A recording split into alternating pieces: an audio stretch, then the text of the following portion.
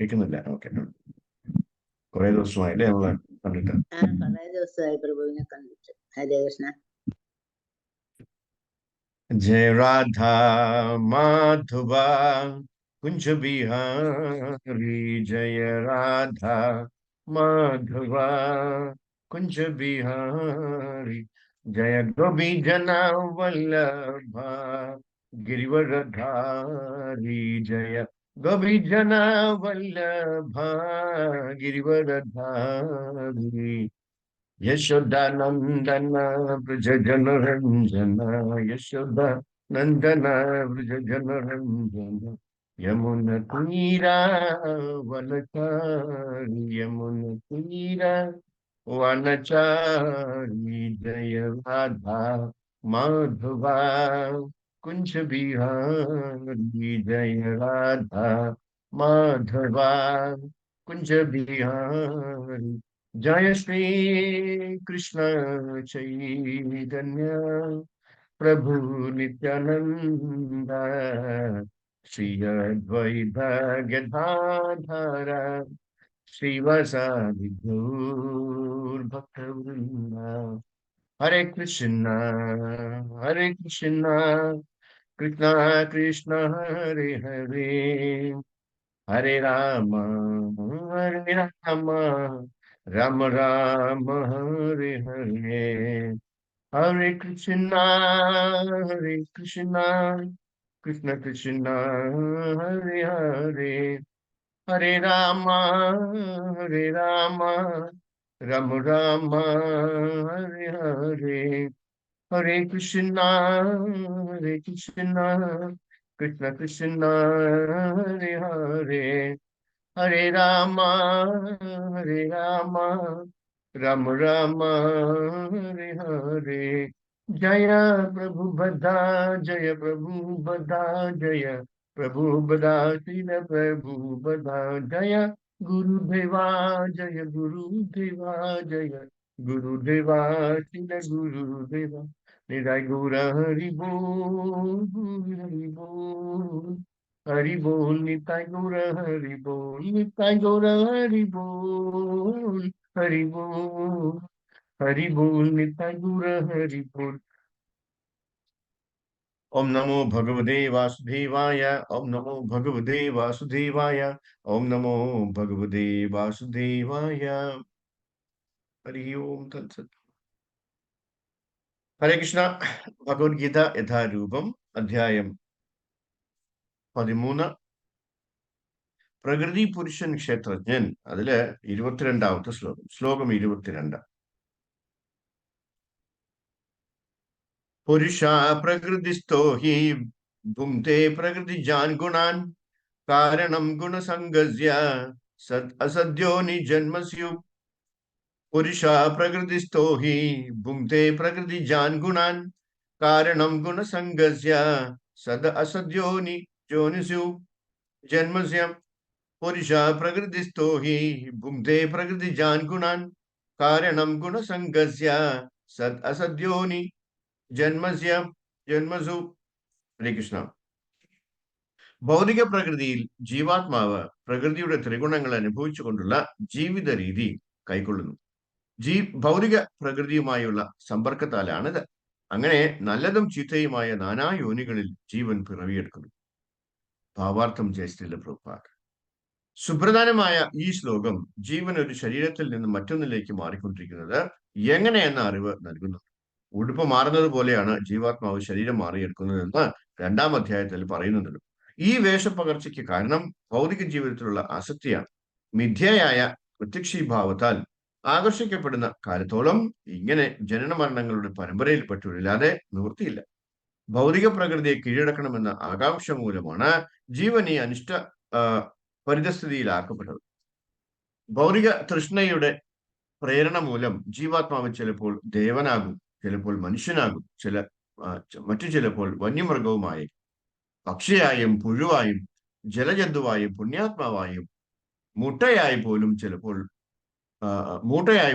ചിലപ്പോൾ പിറന്നുവെന്ന് വരാം. ഇത് അങ്ങനെ തുടർന്നുകൊണ്ടേയിരിക്കും.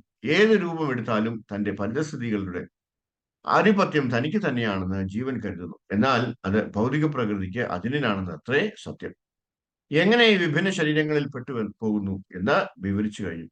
പ്രകൃതിയുടെ വ്യത്യസ്ത ഗുണങ്ങളുമായുള്ള വീഴ്ചയാണ് ഇതിന് കാരണം. അതിനാൽ ഈ ത്രിഗുണങ്ങളിൽ നിന്ന് ഉയർന്ന ആധ്യാത്മിക അവസ്ഥയിലെത്തണം. അതിനെ കൃഷ്ണാബോധം എന്ന് പറയുന്നു.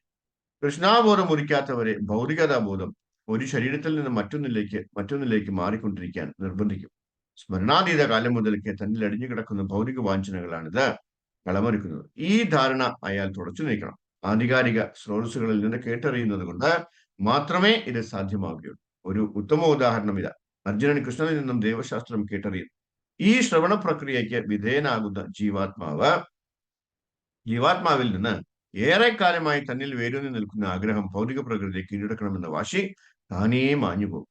ആ ആധിപത്യ ഭ്രമം ചുരുങ്ങുന്നതിനോടൊപ്പം അതേ അളവിൽ ആത്മീയ ആനന്ദം അനുഭവപ്പെടുകയും ചെയ്യും. ഭഗവത് സാമീപ്യത്താൽ ഒരാൾ എത്രമാത്രം ജ്ഞാനിയായി തീരുമോ അത്ര തന്നെ സച്ചിദാനന്ദം അനുഭവിക്കുമെന്ന് വേദോക്തിയുണ്ട്. ഹരേ കൃഷ്ണ. ഓം തൽസത്. നമാവോം വിഷ്ണുപദായ കൃഷ്ണപ്രസാദ് ബുദ്ലി ശ്രീമതി ഭക്തിവേദാന്ത സ്വാമി നാമിനെ നമസ്തേ സരസ്വതി ദേവി ഗൗരി വാണി പ്രചാരണ വിശ്വസുശീലി പാശ്ചാത്യ ദേശാമി. ജയ ശ്രീ കൃഷ്ണ ചൈതന്യ പ്രഭു നിത്യാനന്ദ ശ്രീ അദ്വൈത ഗോസ്വാമി ഗൗരി ഭക്തിവൃന്ദ. ഹരേ കൃഷ്ണ കൃഷ്ണ കൃഷ്ണ ഹരേ ഹരേ, ഹരേ രാമ രാമ രാമ ഹരേ. ഹരേ കൃഷ്ണ. പുരുഷ പ്രകൃതിസ്ഥോ ഹി ഭുങ്ക്തേ പ്രകൃതി ജാൻ ഗുണാൻ കാരണം ഗുണസംഗസ്യ സത് അസത് യോനി ജന്മസു. നമ്മള് ഏലിയൻ എന്ന് കേട്ടിട്ടുണ്ടല്ലേ? ഏലിയൻ എന്ന് പറഞ്ഞു കഴിഞ്ഞാല് അന്യഗ്രഹ ജീവിയാണ്. അപ്പൊ നമ്മള് ഏലിയനെ കണ്ടിട്ടുണ്ടോ എന്ന് ചോദിച്ചു കഴിഞ്ഞാൽ നമ്മൾ പറയും ടി വിയിലൊക്കെ കാണിക്കുന്നുണ്ട് അല്ലെ, ചില സിനിമകളിലൊക്കെ അങ്ങനെ അതിന്റെയൊക്കെ കാണിക്കുന്നുണ്ട്. പിന്നെ എവിടെയൊക്കെ വന്നിട്ടുള്ളതായിട്ടൊക്കെ കാണിക്കുന്നുണ്ട്, അല്ലെങ്കിൽ ഇങ്ങനെ ആകാശത്തോട് പറന്നു നടക്കുന്നതായിട്ടൊക്കെ ആൾക്കാർ കണ്ടിട്ടുണ്ടെന്നൊക്കെ പറയുന്നുണ്ട്. അപ്പൊ അങ്ങനെ വന്യജീവി അന്യഗ്രഹ ജീവി ആണ് ഏലിയൻസ് എന്ന് പറയുന്നത്.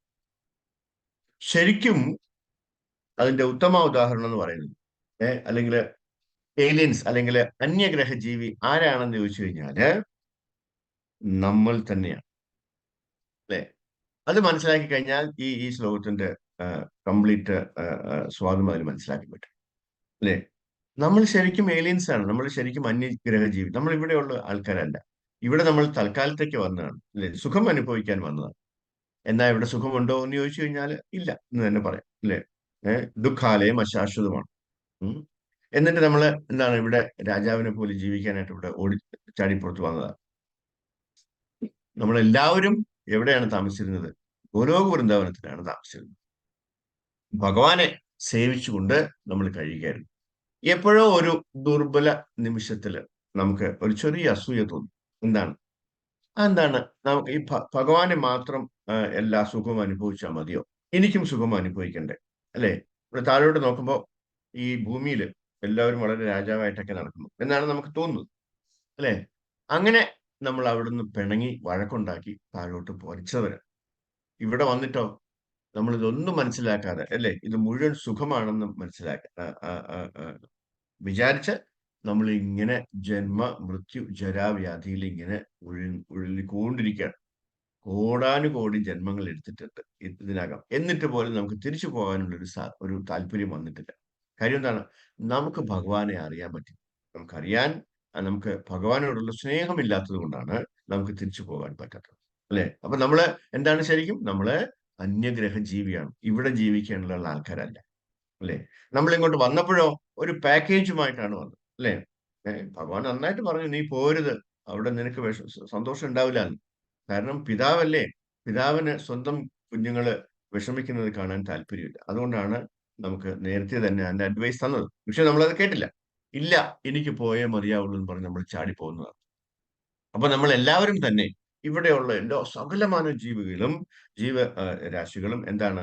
ഭഗവാനെ സേവിച്ചുകൊണ്ട് ഗോലോക വൃന്ദാവനത്തിൽ കഴിഞ്ഞവരാണ് അല്ലെ. അവിടെ നിന്ന് ഇങ്ങനെ നിർബന്ധം പിടിച്ച് ചാടി പോകുന്നവരൊക്കെ 4/1 ഭാഗമേ ഉള്ളൂ.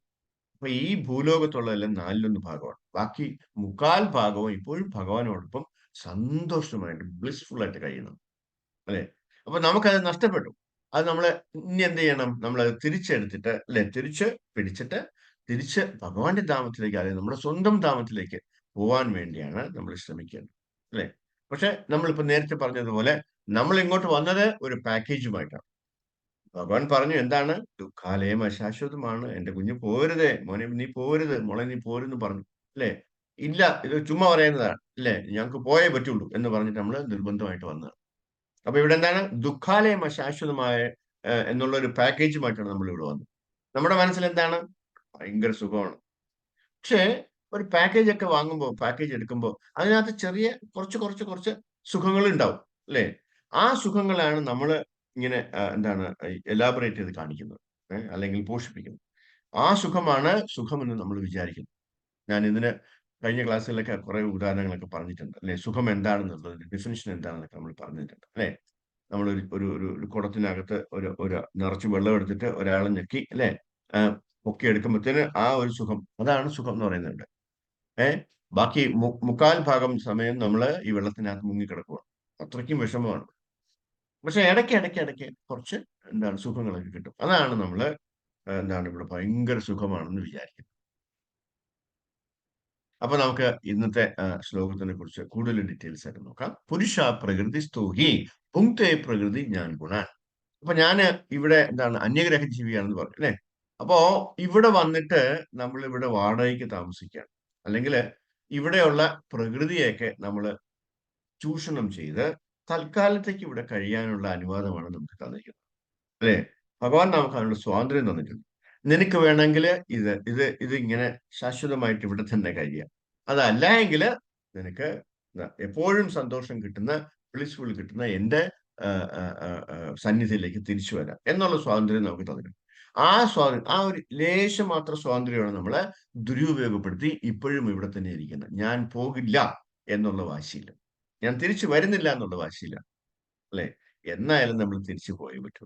അപ്പൊ അത് ഒരു ദിവസം മുമ്പേ പോകുന്നതല്ലേ നല്ലത്, അല്ലെങ്കിൽ ഒരു ജന്മം മുൻപേ പോകുന്നതല്ലേ നല്ലത്? അത് വേണം നമ്മൾ എപ്പോഴും ചിന്തിക്കാനായിട്ട്. അപ്പോൾ ഈ ജന്മം കഴിഞ്ഞു കഴിഞ്ഞാൽ നമുക്ക് തിരിച്ചു പോകുന്ന രീതിയിൽ വേണം നമ്മൾ ഇനിയെങ്കിലും തൊട്ട് നമ്മൾ പ്രവർത്തിക്കാനായിട്ട്. അങ്ങനെ വേണം നമ്മൾ ചിന്തിക്കാനായിട്ട്. അതിനനുസരിച്ചിട്ടുള്ള പരിപാടികൾ വേണം നമ്മൾ ചെയ്യാനായിട്ട്, ആസൂത്രണം ചെയ്യാനായിട്ട്, അല്ലെ? അതെന്തൊക്കെയാണെന്നൊക്കെ നമുക്ക് എല്ലാവർക്കും നന്നായിട്ട് അറിയാം. അത് എന്താണ് ഓരോന്നായിട്ട് പ്രാവർത്തികമാക്കുക, അത് മാത്രമാണ് നമുക്ക് ചെയ്യുന്നത്, അല്ലെ? അപ്പോ ആ, പുരുഷ പ്രകൃതി, ഉം.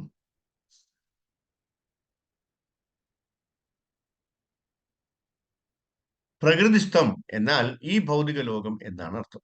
ജീവനുള്ള അസ്തിത്വം ദൈവത്തിന്റെ അവിഭാജ്യ ഘടകമാണെങ്കിലും ആത്മീയ അസ്തിത്വം എന്നാൽ അവൻ ഈ ഭൗതിക ലോകത്തിലേക്ക് ആസ്വദിക്കാൻ വന്നിരിക്കുന്നു. ഈ ഭൗതിക ലോകത്തുള്ള ഏതൊരാളും ആത്മീയ പ്ലാറ്റ്ഫോമിൽ നിന്ന് ഈ ഭൗതിക പ്ലാറ്റ്ഫോമിലേക്ക് വരാനുള്ള യഥാർത്ഥ കാരണം അർത്ഥമാക്കുന്നത് അവൻ ആസ്വദിക്കാൻ ആഗ്രഹിച്ചു എന്നാണ്. അതാണ് ഞാൻ നേരത്തെ പറഞ്ഞത്. എന്താണ്? നമ്മൾ എല്ലാവരും തന്നെ ഗോലോക വൃന്ദാവനത്തിലായിരുന്നു, ഭഗവാന്റെ അടുത്തായിരുന്നു, അല്ലെ? അവിടുന്ന് നമ്മൾ ഇവിടെ ആസ്വദിക്കാനായിട്ട് വന്നതാണ്, എൻജോയ് ചെയ്യാനായിട്ട് വന്നത്. ആത്മീയ ലോകത്ത് ഒരേ ഒരു ആസ്വാദകൻ ആരാണ്? പരിമോനതനായ ഈശ്വരൻ ഭഗവാൻ കൃഷ്ണനാണ്. മറ്റെല്ലാവരും ആസ്വദിക്കും. മറ്റെല്ലാവരും ആസ്വദിക്കാൻ എന്താണ് അദ്ദേഹത്തിനെ ആസ്വദിപ്പിക്കുകയാണ് ചെയ്യും. എന്നാൽ ഇവിടെ ഈ ഭൗതിക ലോകത്തിൽ എല്ലാവരും പരിമോനതനാകാനും മറ്റുള്ളവർ ആസ്വദിക്കാനും ശ്രമിക്കുന്നു. എല്ലാവരും ദൈവമാകാൻ ശ്രമിക്കും, അല്ലെ? മായയുടെ അവസാന കെണി, അല്ലെ? ചില ആൾക്കാരെ കണ്ടിട്ടില്ലേ? അവർക്ക് എന്താണ് താല്പര്യം എന്ന് വെച്ച് കഴിഞ്ഞാൽ അവർക്ക് പേരെടുക്കണം. ചില ആൾക്കാർ അങ്ങനെയാണ്, അല്ലെ? അതിനുവേണ്ടി അവർ പലത് കാര്യവും ചെയ്യും. ഫോർ എക്സാമ്പിൾ, നമ്മൾ കുറെ ചാരിറ്റി ഒക്കെ ചെയ്യുന്നു, അല്ലെ? എന്താണ് പലർക്കും വീട് വെച്ച് കൊടുക്കുന്നു, സ്കൂൾ വെച്ച് കൊടുക്കുന്നു, സ്കൂൾ കെട്ടുന്നു, അവർക്ക് ഫ്രീ എഡ്യൂക്കേഷൻ കൊടുക്കുന്നു. എന്തിനാണ്? അവർക്ക് പേര് കിട്ടാൻ വേണ്ടിയാണ്. ഇദ്ദേഹത്തിന്റെ എന്താണ് സ്കൂളാണ്, ഇദ്ദേഹത്തിന്റെ ഹോസ്പിറ്റലാണ്, അല്ലെങ്കിൽ ഇദ്ദേഹമാണ് ഇത്രയും ചെയ്ത് ഈ റോഡൊക്കെ വെട്ടിത്തന്ന അദ്ദേഹമാണ് എന്ന് അദ്ദേഹത്തിന് പേര് കിട്ടണം. അതിനു വേണ്ടിയാണ്, പേരും പെരുമയ്ക്കും വേണ്ടിയാണ് അവർ ഇതെല്ലാം ചെയ്യുന്നത്, അല്ലെ? അല്ലാതെ താല്പര്യമായിട്ട് ചെയ്യുന്നതല്ല. അവരുടെ ഉള്ളിന്റെ ഉള്ളില് ഒരു ദുഷ്ട താല്പര്യമുണ്ട്. ആ താല്പര്യത്തിന് വേണ്ടിയാണ് അവർ ഇതൊക്കെ ചെയ്യുന്നത്. പക്ഷെ നമുക്കത് മനസ്സിലാവും. നമ്മൾ പിന്നെ അദ്ദേഹത്തിന് ഇങ്ങനെ പുകഴ്ത്തി നടക്കും, അല്ലെ? അപ്പൊ ചിലപ്പോ ചില ആൾക്കാർക്ക് ഇതൊന്നും ചെയ്താലും അവർക്കൊരു തൃപ്തി വരില്ല. കാര്യം ഇത്രയൊന്നും ആസ്വാദനം എനിക്ക് കിട്ടിയാൽ പോരാ, ഇത്രയും ആൾക്കാരും എന്നെ അങ്ങനെ പറഞ്ഞാൽ പോരാ, കുറെ ആൾക്കാരും കൂടെ എന്നെ എന്താ വാഴ്ത്തണം, പുകഴ്ത്തണം, അല്ലെങ്കിൽ എന്നെ ആദരിക്കണം, എന്നെ നമസ്കരിക്കണം എന്നൊക്കെ വിചാരിച്ചിട്ട് അവർ പിന്നീട് അവസാനം എവിടെ എത്തുമെന്ന് വെച്ചാൽ, അവരുടെ മനസ്സ് എവിടെ എത്തുമെന്ന് വെച്ചാല് ഞാൻ ഇനി ഒരു ദൈവമാവാം, അല്ലെ? ഞാനൊരു ദൈവമാണെങ്കിൽ കൂടുതൽ ആൾക്കാർ എന്നെ നമസ്കരിക്കും എന്ന് പറഞ്ഞിട്ട് അവർ പിന്നെ ഒരു ദിവസം സുപ്രഭാതത്തിൽ പറയണം, ഞാനാണ് ദൈവം, നിങ്ങൾ എല്ലാവരും എന്നെ നമസ്കരിച്ചാൽ മതി, നിങ്ങൾക്ക് ആവശ്യമുള്ളതെല്ലാം ഞാൻ തരാം എന്ന് പറഞ്ഞു. അല്ലേ? ഏ. അപ്പോ അങ്ങനെ അപ്പൊ ഈ ആരാണോ ഞാൻ ദൈവമാണെന്ന് പറയുന്നത്, അവനെയാണ് മായ ഏറ്റവും കൂടുതൽ പിടിച്ചിരിക്കുന്നതെന്ന് നമ്മൾ മനസ്സിലാക്കും. അല്ലേ? മായയുടെ കരാള വലയത്തിലാണ് ഇവന്റെ ജീവിതം. അല്ലേ? അതുകൊണ്ടാണ് അവൻ ആ ഒരു എന്താണ് ആ ഒരു ഇൻഫ്ലുവൻസിലാണ് എന്ത് ഞാൻ ദൈവമാണെന്ന് പറയുന്നത്. അപ്പോ ആരെങ്കിലും നമ്മളെ ഫ്രണ്ടിൽ വെച്ചിട്ട് അല്ലെ, ഞാൻ ദൈവമാണെന്ന് പറഞ്ഞു കഴിഞ്ഞാൽ നമുക്ക് മനസ്സിലാക്കാം, കഷ്ടം, ഇവനെയാണ് മായ ഏറ്റവും കൂടുതൽ പിടിച്ചിരിക്കുന്നതെന്ന് മനസ്സിലാക്കാം. അല്ലെ? മായ പലതരത്തിലാണ് ആൾക്കാരെ ആക്രമിക്കുന്നത്. അല്ലേ? ഇതാണ് ഏറ്റവും കഠിനമായ ആക്രമണം. ദേ, ഞാൻ ദൈവമാണെന്ന് പറയുന്നത്. അല്ലേ? അങ്ങനെ പറഞ്ഞു കഴിഞ്ഞാല് മുഴുവട്ടാണെന്നാണ് അർത്ഥം. അല്ലേ? ഓക്കെ. എല്ലാത്തരം വലിയവരും ആയിത്തീരുന്നതിൽ പരാജയപ്പെടുമ്പോൾ അവൻ ദൈവവുമായി ഒന്നാകാൻ ആഗ്രഹിക്കും. കലരുന്നതിലൂടെ ദൈവത്തിൽ ലയിക്കുന്നതിലൂടെ അവൻ ഏറ്റവും വലിയവനായിരിക്കും. അതാണ് തത്വചിന്ത. അതിനാൽ അടിസ്ഥാന തത്വം എങ്ങനെ വലുതാകാം എന്നതാണ്. അല്ലെങ്കിൽ കാരണം ഞാൻ വളരെ വലുതാകുന്നില്ലെങ്കിൽ എനിക്ക് ആസ്വദിക്കാൻ കഴിയില്ല. അപ്പോൾ ഈ ആസ്വാദ്യകരമായ പ്രവർത്തനങ്ങളുടെ ഫീൽഡ് എന്താണ്? ഈ ശരീരമാണ്. ഈ ശരീരം ഉണ്ടെങ്കിലേ നമുക്ക് ആസ്വദിക്കാൻ പറ്റുള്ളൂ. അല്ലേ? ക്ഷേത്രജ്ഞൻ, അല്ലേ? അത് നമ്മൾ നേരത്തെ കണ്ടായിരുന്നു. ക്ഷേത്രവും ക്ഷേത്രജ്ഞനും.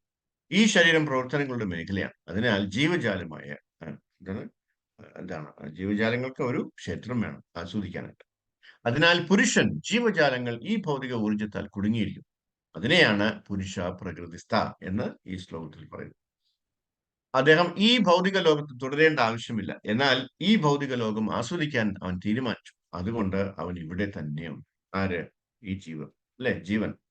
എന്നാൽ അയാൾക്ക് ഉപേക്ഷിക്കാൻ കഴിയും. അതിനെയാണ് സ്വാതന്ത്ര്യം എന്ന് പറയും. അപ്പൊ അദ്ദേഹത്തിന് ഇത് ഉപേക്ഷിച്ച് തിരിച്ചു ഭഗവാന്റെ അടുത്തേക്ക് പോവാം. അതിന് ആ ഉള്ള സ്വാതന്ത്ര്യം ഭഗവാൻ കൊടുത്തിട്ടുണ്ട്. അതിനെയാണ് മോക്ഷം എന്ന് പറയും. അവന് ഉപേക്ഷിക്കാം, മുക്തി. എന്നാൽ അത് ശ്രീമദ് ഭാഗവതം പറയുന്നുണ്ട്. എന്താണ്? ഹിത്വാ അന്യഥാ രൂപം സ്വരൂപേണ വ്യവസ്ഥിതി. വിവരിച്ചിരിക്കുന്നു അല്ലെ? ശ്രീമദ് ഭാഗവതത്തിലെ 2-ാം സ്കന്ധത്തില് 10-ാമത്തെ അധ്യായത്തിലെ 6-ാം ശ്ലോകം പറയുന്നത്. അതിനെയാണ് മുക്തി എന്ന് പറയുന്നത്. മുക്തി ഹിത്വാ അന്യഥാ രൂപം. ഇവിടെ എല്ലാ ജീവജാലങ്ങളും അന്യഥാ രൂപത്തിലാണ്. അതാണ് ഞാൻ നേരത്തെ പറഞ്ഞത്, അന്യഗ്രഹ ജീവികളാണ് നമ്മളൊക്കെ. അല്ലെ? അപ്പൊ നമ്മള് ശരിക്കും നമ്മുടെ യഥാർത്ഥ രൂപത്തിലല്ല നമ്മൾ ഇവിടെ നിൽക്കുക. യഥാർത്ഥ രൂപം എന്താണ്? ഗോലോക വൃന്ദാവനത്തിലുള്ള രൂപമാണ് യഥാർത്ഥ രൂപം. അന്യത രൂപം സ്ഥിതി ചെയ്യുന്നത്. അന്യഥാ രൂപം എന്നാൽ അല്ലെങ്കിൽ അത് അവന്റെ സ്വഭാവമല്ല. അവന്റെ സ്വഭാവം എന്താണ്? സേവിക്കുകയാണ്. നമ്മുടെയൊക്കെ സ്വഭാവം നമ്മുടെ ഉള്ളിൽ എന്താണ്? സേവന മനോഭാവമുണ്ട്. അല്ലെ? അത് നമ്മൾ ഭഗവാനെ സേവിക്കുകയാണ് വേണ്ടത്. അതാണ് നമ്മുടെ ധർമ്മം. അല്ലെ? അതെല്ലാം കളഞ്ഞിട്ടാണ് നമ്മൾ ഇവിടെ സേവിക്കപ്പെടാനായിട്ട് ഓടി. അതാണ് അന്യഥാ രൂപം എന്ന് പറയുന്നത്. നമ്മുടെ ശരിക്കും യഥാർത്ഥ രൂപമല്ല, അന്യഥാ രൂപം, വേറൊരു രൂപമാണ്. അല്ലെ? ഒരു ഡ്യൂപ്ലിക്കേറ്റ് ആണ് ഇവിടെ. കാര്യം എന്താണ്? എന്നെ എല്ലാവരും സേവിക്കണം എന്നുള്ളൊരു താല്പര്യം. അങ്ങനെ വന്നു കഴിഞ്ഞാല് നമ്മുടെ യഥാർത്ഥ ധർമ്മം അല്ലെങ്കിൽ നമ്മുടെ യഥാർത്ഥ രൂപം അതല്ല. നമ്മുടെ യഥാർത്ഥ രൂപം എന്താണ്? നമ്മള് ഭഗവാനെ സേവിക്കുക എന്നുള്ളതാണ് നമ്മുടെ യഥാർത്ഥ രൂപം. നമ്മളെല്ലാവരും ഭഗവാനെ സേവിക്കാൻ വേണ്ടിയാണ്. അത് മറികടന്നിട്ട് ഇവിടെ വന്നിട്ട് എന്നെ എല്ലാവരും സേവിക്കണം എന്ന് പറഞ്ഞാല് ഇത് വേറൊരു രൂപമാണ്. നമ്മുടെ യഥാർത്ഥ രൂപമല്ല. ഇപ്പൊ മനസ്സിലായെന്ന് തോന്നുന്നു. ഇവിടെ താമസിക്കുന്നത് ദാസനായല്ല, യജമാനനായ. അപ്പോ പുരുഷ പ്രകൃതി സ്തോഹി പുങ്ക്തേ പറയുന്നുണ്ട് അല്ലെ? ഈ 22-ാമത്തെ ശ്ലോകത്തിൽ പറയുന്നു. പുങ്ക്തേ എന്നാൽ ആസ്വദിക്കുന്നു. പ്രകൃതി ജാൻ ഗുണാൻ. പ്രകൃതിക്ക് 3 ഗുണങ്ങളുണ്ട് അല്ലെ? ജാൻ ഗുണാൻ 3 ഗുണങ്ങൾ. നന്മ, അല്ലെ? അഭിനിവേശം, അജ്ഞത. എന്താണത്? നമ്മൾ ഇംഗ്ലീഷിൽ അത് mode of goodness, mode of passion, mode of ignorance എന്ന് പറയും. അതായത് സത്വഗുണം, അല്ലെ? പിന്നെ അത് കഴിഞ്ഞിട്ട് രജോ ഗുണം, അത് കഴിഞ്ഞിട്ട് തമോ ഗുണം. ഈ 3 ഗുണത്തിലാണ് ഇത് മുഴുവൻ ഇരിക്കുന്നത്. അപ്പൊ നമ്മൾ എല്ലാവരും തന്നെ ഈ ഏതെങ്കിലുമൊക്കെ ഈ 3 ഗുണങ്ങളുടെ അധീനതയിലാണെന്ന് അർത്ഥം. നമ്മളത് മനസ്സിലാക്കി എടുത്തു കഴിഞ്ഞാൽ വളരെ എളുപ്പമാണ്. അല്ലെ? നമ്മൾ എപ്പോഴും തന്നെ ഈ ഗുണത്തിന് അതീതനാണ്. നമ്മൾ എന്താ ചെയ്യേണ്ടത്? ഈ ഗുണത്തിന് മുകളിലേക്ക് വരണം. ഈ ഗുണത്തിന്റെ അധീനതയിലാവരുത്. പക്ഷെ നമ്മൾ എപ്പോഴും ഇതിലിങ്ങനെ മുങ്ങിക്കുളിച്ച് കിടക്കണം. ഈ 3 ഗുണത്തിലാണ്. അല്ലെ? ഒരു എക്സാമ്പിൾ പറഞ്ഞു കഴിഞ്ഞാൽ, ഒരു ഉദാഹരണം. നമ്മൾ രാവിലെ എണീക്കുമ്പോഴൊക്കെ എന്താണ്? ഒരു ഒരു സത്വഗുണത്തിലായിരുന്നു. അല്ലെ? ഭഗവാനെ എന്ന് പറഞ്ഞിട്ട് എണീക്കും. നമ്മൾ രാവിലെ എണീറ്റ് കുളിക്കും. അല്ലെ? പല്ലൊക്കെ തേച്ചിട്ട് കുളിക്കും. അത് കഴിഞ്ഞിട്ട് ഭഗവാന്റെ നാമം പറയും. അപ്പോഴൊക്കെ നമ്മൾ സത്വഗുണത്തിലാണ്. കുറച്ച് കഴിയുമ്പോൾ നമ്മൾ ഓഫീസിൽ പോകും. ഓഫീസിൽ ചെല്ലുമ്പോൾ തന്നെ അവിടെ ഭരണമാണ്, രജോ ഗുണം. അപ്പൊ പെട്ടെന്ന് രജോ ഗുണത്തിലേക്ക് വരും. ഇല്ലേ? വൈകിട്ട് ജോലിയൊക്കെ ചെയ്ത് തളർന്ന് തിരിച്ച് വീട്ടിലെത്തുമ്പോ അല്ലേ തമോ ഗുണത്തിലെത്തും. നമുക്ക് പെട്ടെന്ന് നമുക്ക് എന്നുള്ള ആഹാരം കിട്ടിയില്ല എന്നുണ്ടെങ്കിൽ നമുക്ക് ദേഷ്യം വരും അല്ലേ? പെട്ടെന്ന് നമ്മൾ എല്ലാവരെയൊക്കെ ചീത്ത പറയുന്നു. ഏഹ് കുട്ടികളെയൊക്കെ എടുത്തിട്ട് അടിക്കും. അതാണ് തമോ ഗുണം. കണ്ടോ, ഒരു ദിവസത്തിൽ തന്നെ ഒരാൾക്ക് 3 ഗുണവും വരിക. അപ്പൊ ഈ ഗുണത്തിന്റെ അധീനതയിലാണ് നമ്മൾ ഇങ്ങനെ ഓരോ പ്രവൃത്തിയും ചെയ്തിരിക്കുന്നത് അല്ലെ? ഈ ഗുണങ്ങൾ നമ്മളെ പിടിച്ചില്ല എങ്കിൽ നമ്മൾ എപ്പോഴും നല്ല ദേവഗണങ്ങളെ പോലെ ആയിരിക്കും. അതാണ്. അല്ലെങ്കിൽ ബാക്കി അസുര ഗുണങ്ങളാണ്, കൂടുതലും അസുര ഗുണം. അപ്പൊ അതാണ് ഇവിടെ പറയുന്നത്, പ്രകൃതി ജാൻ ഗുണാൻ, ഇവ ഭൗതിക ലോകത്തിന്റെ ഉൽപ്പന്നങ്ങളാണ്. അതിനാൽ ഇത് മറ്റൊരു സ്ഥലത്ത് വിവരിച്ചിരിക്കുന്നു. ദൈവീ ഹേ ഈശ ഗുണമയി ഗുണമയി മയ മമമായ ദുരത്യയ, 7-ാമത്തെ അധ്യായത്തിൽ പറയാം. ഈ ഭ്രമാത്മകമായ ഊർജം, ഗുണാത്മകമായ 3 ഗുണങ്ങളുണ്ട്. അവയിൽ ചിലത് അതുകൊണ്ട് തന്നെ പലതരം ജീവജാലങ്ങളെ നാം കണ്ടെത്തും അല്ലെ? ഇപ്പൊ ഓരോ ജീവികളും ഓരോ ഗുണത്തിന് അടിമപ്പെട്ടവരാണ്, അല്ലെങ്കിൽ ഗുണത്തിനകത്താണ്. ഇപ്പൊ നമ്മൾ ചിലപ്പോൾ മാനുകളെ നോക്കിക്കഴിഞ്ഞാൽ നമുക്ക് കാണാം, അത് സത്വഗുണമാണ് അല്ലെ, വലിയ കുഴപ്പമൊന്നുമില്ല, നല്ലൊരു സോഫ്റ്റ് ആണ്. നമുക്ക് അത് ആരെയും ഉപദ്രവിക്കത്തൊന്നുമില്ല അല്ലെ? അത് മര്യാദയ്ക്ക് പുല്ലൊക്കെ കഴിച്ച്, അതെന്താണ് കഴിക്കുന്നത്? പുല്ല് മാത്രമേ കഴിക്കുള്ളൂ, അത് ഇറച്ചിയൊന്നും കഴിക്കില്ല. സത്വഗുണത്തില അല്ലെ? പിന്നെ ചില മൃഗങ്ങളുണ്ട് അല്ലെ, അതൊക്കെ ഈ രജോ ഗുണത്തിലായിരിക്കും. ചിലരാണെങ്കിലോ തമോ ഗുണത്തിലായിരിക്കും അല്ലെ? കൂടുതൽ മൃഗങ്ങളും തമോ ഗുണത്തിലാണ് അല്ലെ? നമുക്ക് അപ്പൊ അതിൽ തന്നെ നമുക്ക് ഇതിന്റെ പ്രത്യേകത കാണാം. ഒരു പ്രത്യേക തരം ഗുണവുമായി ബന്ധപ്പെട്ടിരിക്കുന്നു. ഗുണം, അഭിനിവേശം, അജ്ഞാനം എന്നിങ്ങനെ 3 ഗുണങ്ങളുണ്ട്. നിങ്ങൾ അവയെ കൂട്ടിക്കുഴച്ചാൽ അത് 9 മാറും അല്ലെ? അപ്പൊ അതിങ്ങനെ ചിലപ്പോ ചില ആൾക്കാർക്ക് തമോ ഗുണം അല്ല, രജോ ഗുണം ഉണ്ടാവും, തമോ ഗുണം ഉണ്ടാവും അല്ലെ? പിന്നെ അത് കാരണം ഈ 3 ഗുണങ്ങൾ ഉണ്ടെങ്കിൽ 3 രീതിയിലാവുമ്പോൾ തന്നെ 3 ഗുണം 3 തന്നെ 9 9 ഗുണം 9, അത് അങ്ങനെ പോയി പോയി പോയി പോയി 84 ലക്ഷം. അതുകൊണ്ടാണ് നമുക്ക് 84 ലക്ഷം ജീവജാലങ്ങളുണ്ട്, ജീവരാശികളുണ്ട്. നമ്മുടെ തമോ ഗുണത്തിന്റെ പിടുത്തം കാരണം നമ്മൾ ഓരോ രീതിയിലുള്ള സ്വഭാവങ്ങളാണ് എടുക്കുക. അതുകൊണ്ടാണ് 84 ലക്ഷം ജീവജാലങ്ങളെ ഭഗവാൻ നമുക്ക് തന്നിരിക്കുന്നത് അല്ലെ? ഇതിനനുസരിച്ച് നമ്മുടെ ഗുണങ്ങൾ അനുസരിച്ചിട്ട്, അല്ലെങ്കിൽ നമ്മുടെ താല്പര്യങ്ങൾ അനുസരിച്ചിട്ട് നമുക്ക് ഓരോ ഇത് സെലക്ട് ചെയ്യാൻ പറ്റും. നമ്മൾ സെലക്ട് ചെയ്യുന്നതല്ല, പ്രകൃതി നമുക്ക് തരുന്നതാണ്. ജീവജാലം ജല നവലക്ഷണി സ്ഥാവര ലക്ഷ വംശുത, പത്മപുരാണം പറയുന്നുണ്ട്. 9 ലക്ഷം ഇനം വെള്ളത്തിൽ ജീവികളുണ്ട് അല്ലെ? അതുപോലെ പക്ഷികളുണ്ട്, മൃഗങ്ങളുണ്ട്, മരങ്ങളുണ്ട്, പ്രാണികളുണ്ട് അല്ലെ? അപ്പോൾ നമ്മൾ ജീവിതത്തിന്റെ മനുഷ്യരൂപത്തിലേക്ക് വരുന്നു. ഇതെല്ലാം കഴിഞ്ഞിട്ടാണ് നമ്മൾ മനുഷ്യരൂപത്തിലേക്ക് വരുന്നത്. ഈ വ്യത്യസ്ത ശരീരങ്ങൾ വ്യത്യസ്തമായ ആത്മാവിൽ ആസ്വദിക്കാൻ വേണ്ടിയുള്ളതാണ്. എല്ലാവരും ആസ്വദിക്കാൻ ശ്രമിക്കുന്നു, പക്ഷേ അവരാസ്വദിക്കുന്നു, അവൻ പ്രകൃതിയെ ആസ്വദിക്കുന്നില്ല. എന്നാൽ അവൻ ഗുണത്തിന്റെ സഹവാസം ആസ്വദിക്കുന്നു. പുരുഷ പ്രകൃതി സ്തോഹി പുങ്ക്തെ പ്രകൃതി ഞാൻ ഗുണാൻ കാരണം ഗുണസംഗസ്യ. ഇതാണ് കാരണം. കാരണം ഗുണസംഗസ്യ, ആ ഗുണങ്ങളുമായിട്ട് ഉള്ള ആ ഒരു ചേർച്ചയിലാണ് നമുക്ക് ഇതൊക്കെ സംഭവിക്കുന്നത്. അതിനാൽ എല്ലാ ജീവജാലങ്ങളും കഷ്ടപ്പെടുകയും ആസ്വദിക്കുകയും ചെയ്യുന്നു. ഒരു ആസ്വാദനവുമില്ല, ഒരാസ്വാദനവുമില്ല.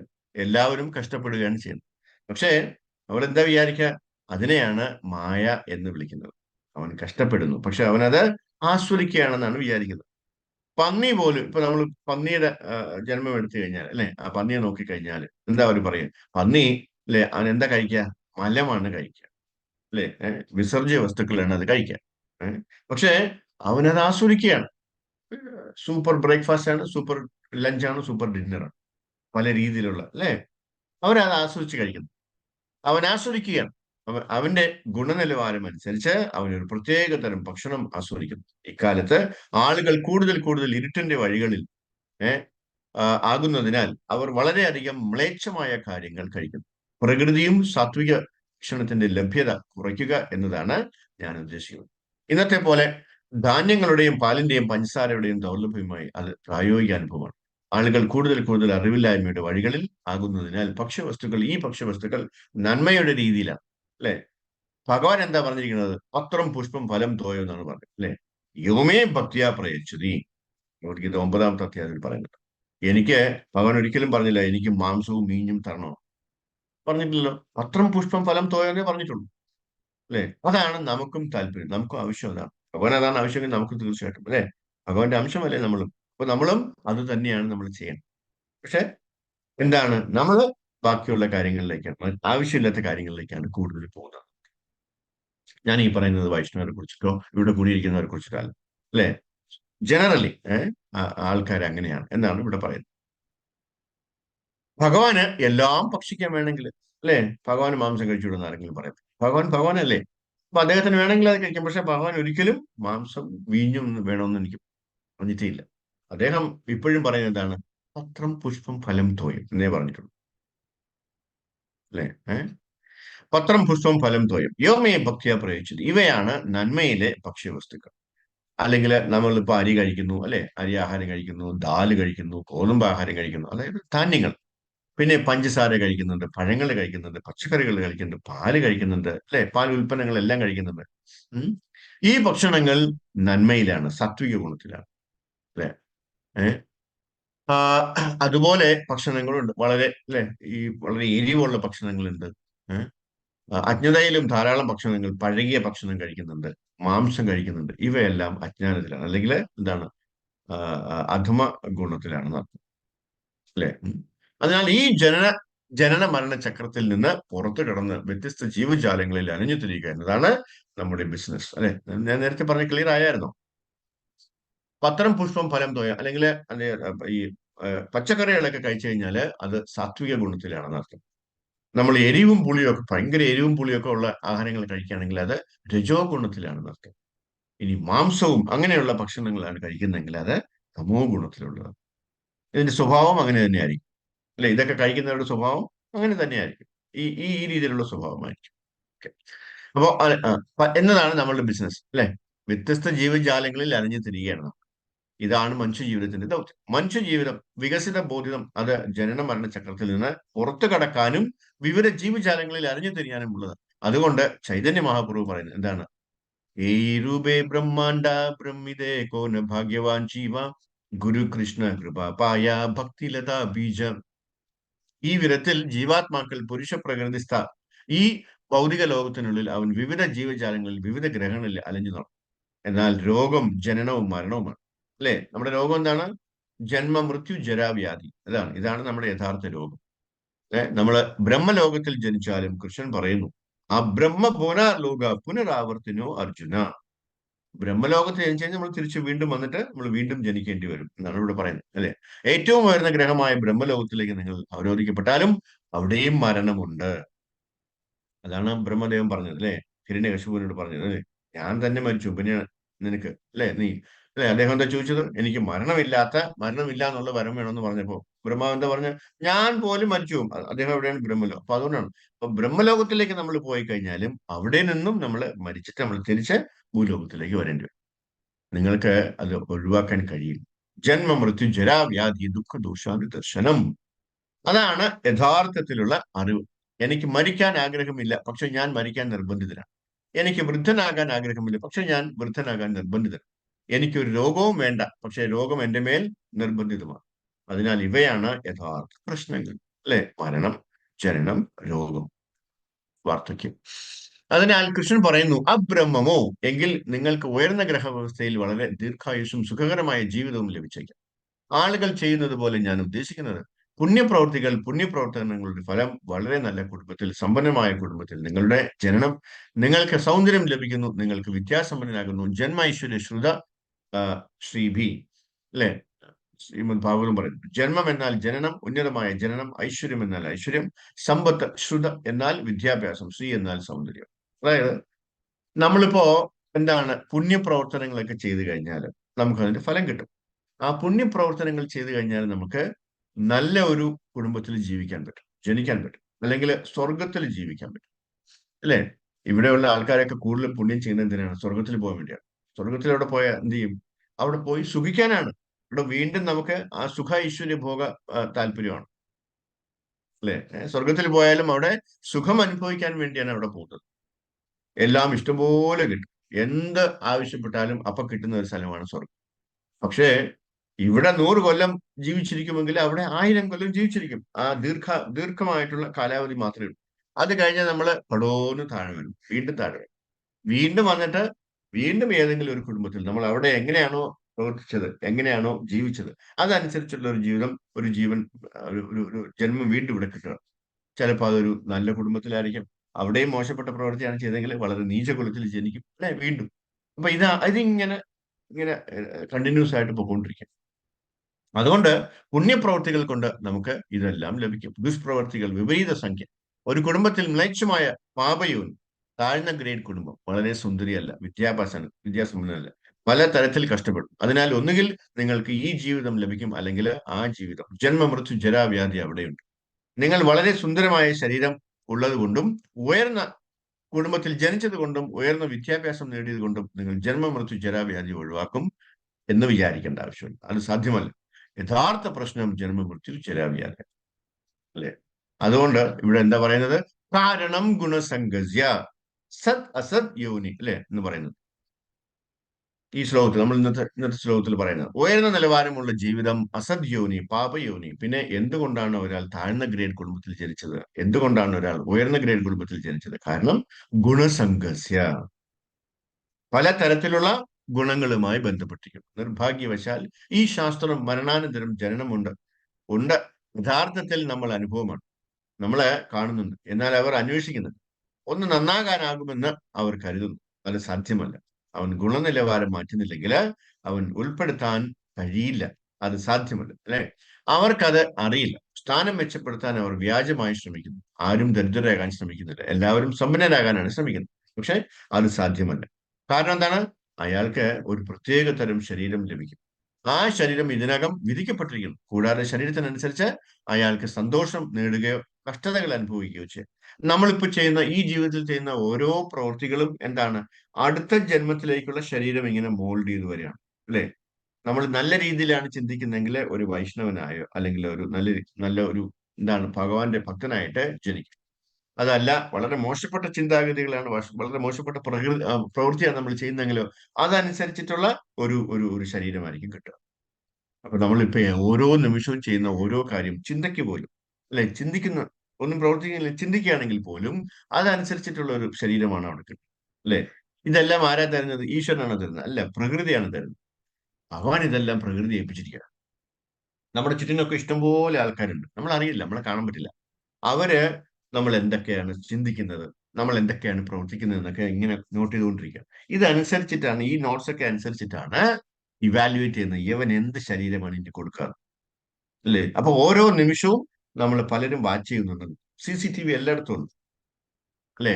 ഗവൺമെന്റ് മാത്രമല്ല CCTV വെച്ചിരിക്കുന്നത്, പിന്നെയോ ഭഗവാനും വെച്ചിട്ടുണ്ട്, അല്ലെങ്കിൽ പ്രകൃതിയും വെച്ചിട്ടുണ്ട്. എവിടെയും ആൾക്കാരുണ്ടാവും.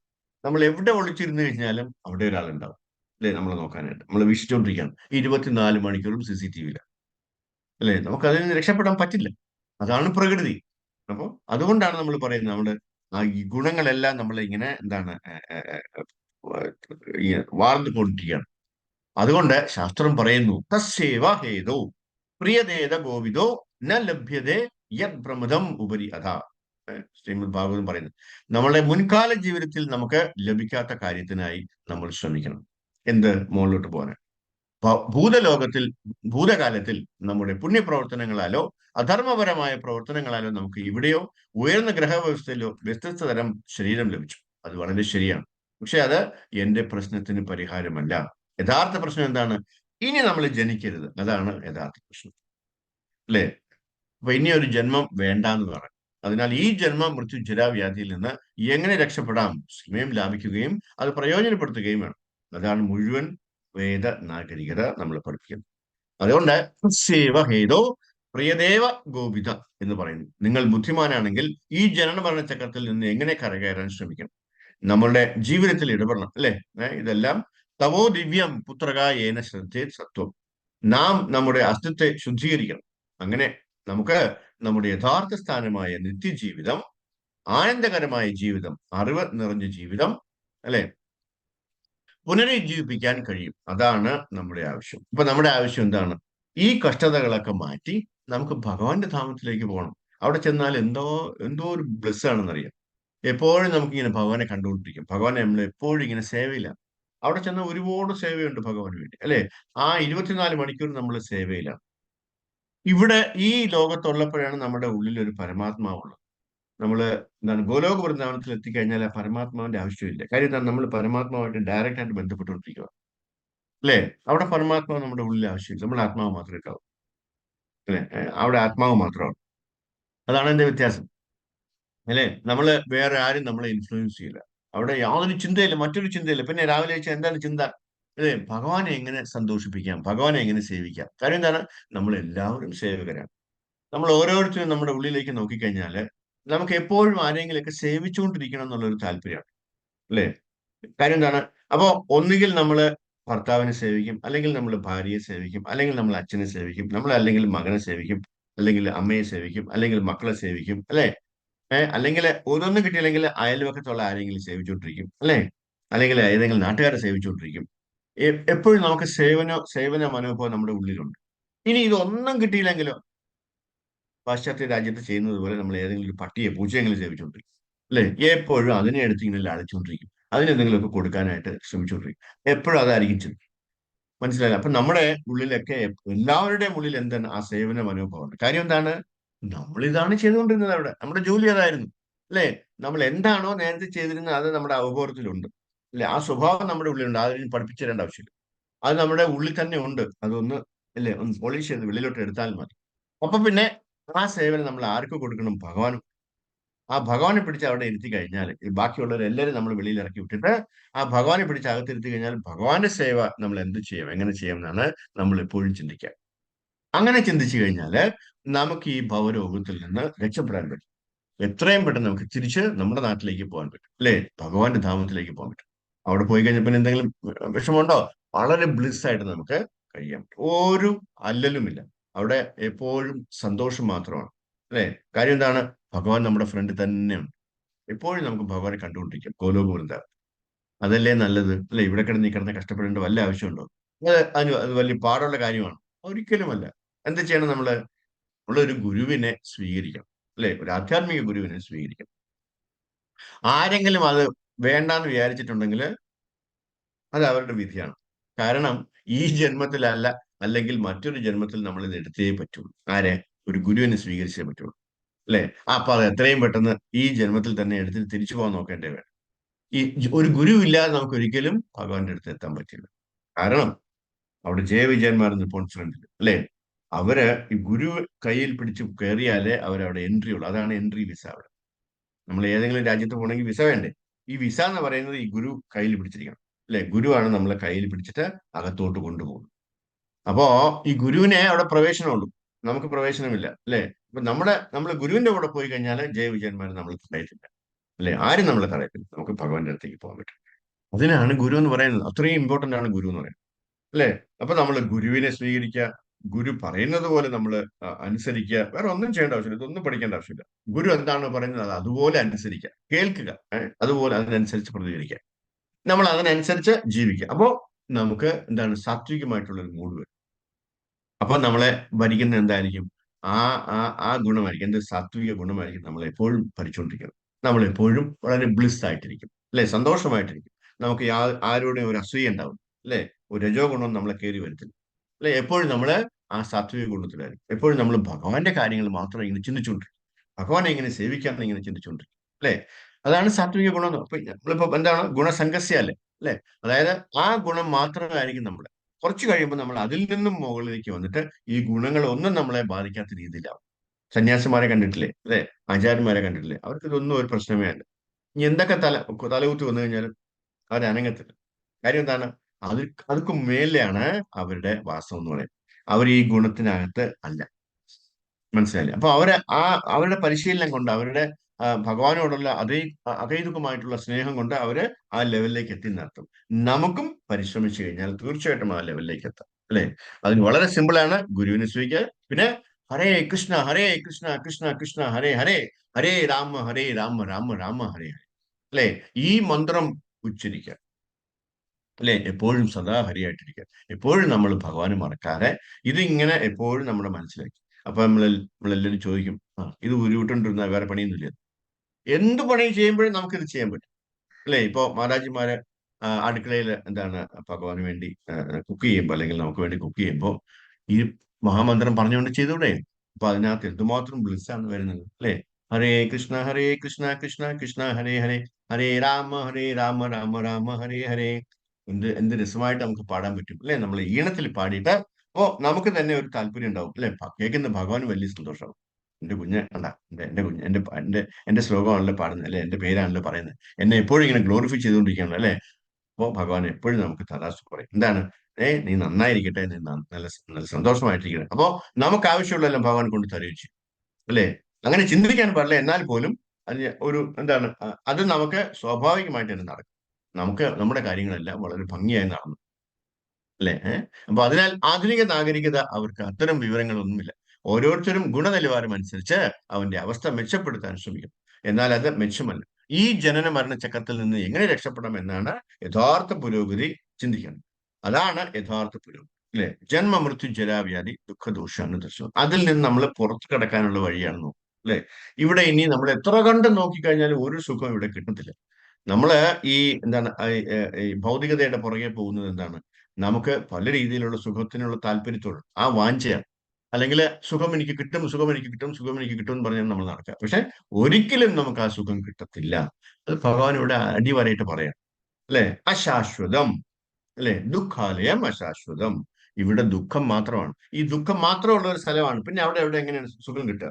അത് നമുക്ക് തോന്നുന്നതാണ് അല്ലെ. നമ്മുടെ ഈ മനസ്സ് ഇങ്ങനെ തോന്നിപ്പിക്കുന്നതാണ് ഇവിടെയൊക്കെ ഭയങ്കര സുഖമാണ്. നമ്മളിപ്പോ ആരോടെങ്കിലും ഹലോ ഹൗ ആർ യു ചോദിച്ചു കഴിഞ്ഞാൽ നമ്മൾ എന്താ പറയാ? Oh I'm doing extremely well, I'm very fine അല്ലെ. നമ്മൾ ആരത്തെങ്കിലും അടികൂടിയിട്ട് ഇരിക്കുമായിരിക്കും, അല്ലെങ്കിൽ ഇങ്ങനെ കരഞ്ഞുകൊണ്ടിരിക്കുമായിരിക്കും, എന്തെങ്കിലുമൊക്കെ ആലോചിച്ച് വിഷമിച്ചുകൊണ്ടിരിക്കുമായിരിക്കും. അപ്പോഴാണ് ഇങ്ങനെ ആരെങ്കിലും ചോദിക്കുക. അപ്പൊ നമ്മൾ എന്ത് പറയും? കള്ളം പറയും. എന്ത് പറയും? എന്താ കള്ളം പറയുന്നത്? ഐ എം ഡൂയിങ് ഫൈൻ പറയും അല്ലെ. നമ്മൾ ഫൈൻ ആണോ? അല്ല, നമ്മളിങ്ങനെ ഭയങ്കര വ്യഥയിലിരിക്കുകയാണ്. എന്നാൽ പോലും നമ്മൾ എപ്പോഴും കള്ളം മാത്രമേ പറയുള്ളൂ. വല്ല ആവശ്യമുണ്ടോ?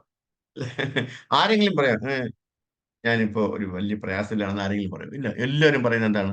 ഞാൻ വളരെ ഹാപ്പിയാണെന്നാ പറയും, വളരെ സന്തോഷമായിട്ടിരിക്കുകയാണെന്നാ പറയും അല്ലേ. ഏഹ് ഒരു ആ നിമിഷം പോലും കരഞ്ഞുകൊണ്ടിരിക്കുക, എന്തെങ്കിലുമൊക്കെ കാര്യങ്ങൾ ആലോചിച്ചു. കാരണം നമുക്ക് ഇഷ്ടംപോലെ കാര്യങ്ങളുണ്ട് കരയാൻ. പക്ഷെ അതെല്ലാം മാറ്റി വെച്ച് നമ്മൾ ഭഗവാനെ ധ്യാനിക്കുകയാണെങ്കിൽ ഇതെല്ലാം മാറിക്കും. നമുക്ക് ആവശ്യമുള്ളതെല്ലാം ഭഗവാൻ കൊണ്ടുതരാം, അത് സംശയം വേണ്ട അല്ലെ. നമ്മളെ എപ്പോഴും ഭഗവാൻ കാത്തു രക്ഷിച്ചു. എങ്ങനെയാണെങ്കിൽ നമ്മൾ അത്രയും സറണ്ടേർഡ് ആണെങ്കിൽ, നമ്മൾ അത്രയും എന്താണ് ഭഗവാന്റെ കാൽക്കൽ നമ്മളെ അർപ്പിക്കുകയാണെങ്കിൽ, ആത്മനിവേദനം ചെയ്തിട്ടുണ്ടെങ്കിൽ തീർച്ചയായിട്ടും നമുക്കുള്ള ആവശ്യങ്ങളെല്ലാം ഭഗവാൻ കൊണ്ടുതരും, സംശയം വേണ്ട. അപ്പൊ അതാണ് നമ്മൾ ചെയ്യേണ്ടത്. ഈ ജന്മ മൃത്യു ജരാവ്യാധിയിൽ നിന്ന് എത്രയും പെട്ടെന്ന് രക്ഷപ്പെട്ട് തിരിച്ചു പോകാൻ വേണ്ടിയാണ് നമ്മൾ ശ്രമിക്കേണ്ടത്. ഹരേ കൃഷ്ണ. ഇനി എന്തെങ്കിലും സംശയം ഉണ്ടെങ്കിൽ നമുക്ക് ചോദിക്കാം.